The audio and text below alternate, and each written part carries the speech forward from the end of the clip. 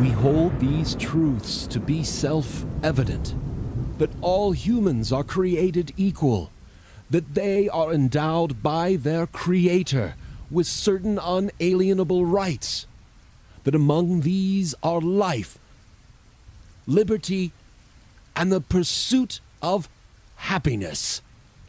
That to secure these rights, governments are instituted among men, deriving their just powers from the consent of the governed.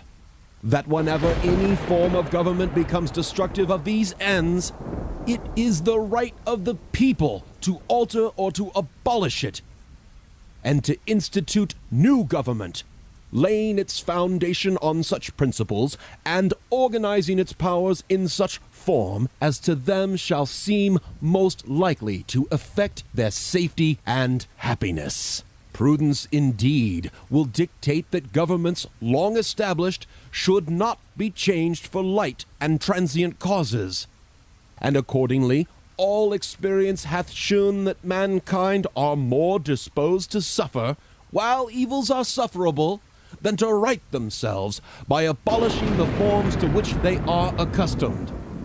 But when a long train of abuses and usurpations pursuing invariably the same object evinces a design to reduce them under absolute despotism, it is their right, it is their duty to throw off such government and to provide new guards for their future security. Such has been the patient sufferance of these states, and such is now the necessity which constrains them to alter their former systems of government. The current governmental system has a history of repeated injuries and usurpations, all having in direct object the establishment of an absolute tyranny over these states. To prove this, let facts be submitted to a candid world. They have made a sham of representative government by allowing corporate and special interests to supersede the will of the people. They have allowed a centralized banking system to control the currency and charge interest upon it.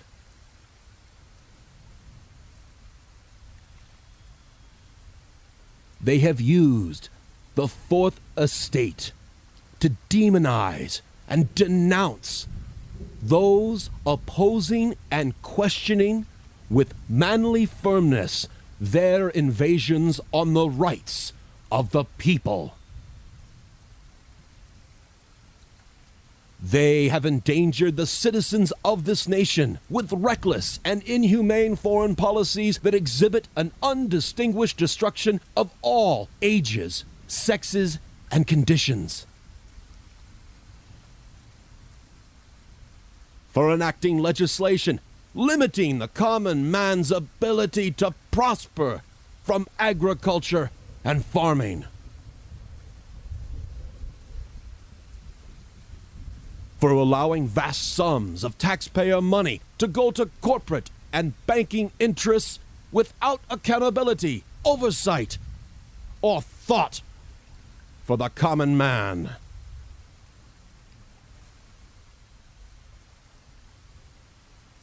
For taxation beyond measure.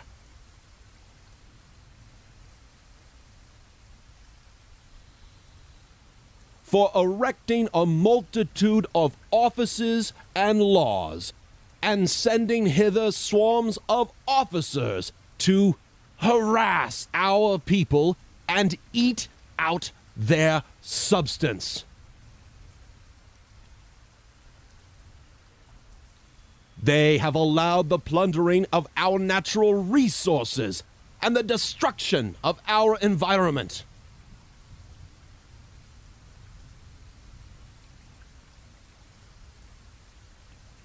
They have used the military to police our citizenry in direct violation of Posse Comitatus.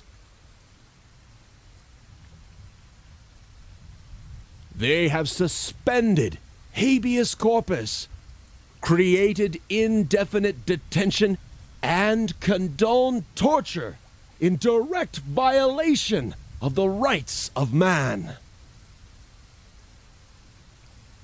before risking our sons and daughters waging illegal wars of aggression abroad.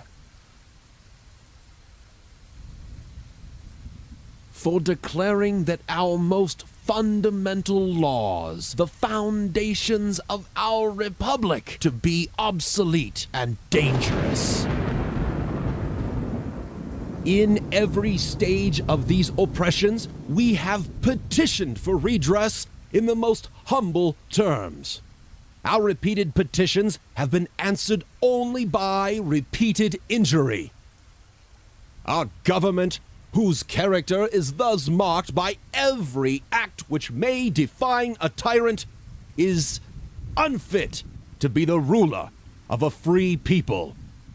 Nor have we been wanting in attentions to our elected brethren. We have warned them from time to time of attempts by their legislature to extend an unwarrantable jurisdiction over us. We have reminded them of the circumstances of our emigration and settlement here. We have appealed to their native justice and magnanimity, and we have conjured them, by the ties of our common kindred, to disavow these usurpations, which would inevitably interrupt our connections and correspondence. They, too, have been deaf to the voice of justice and of consanguinity.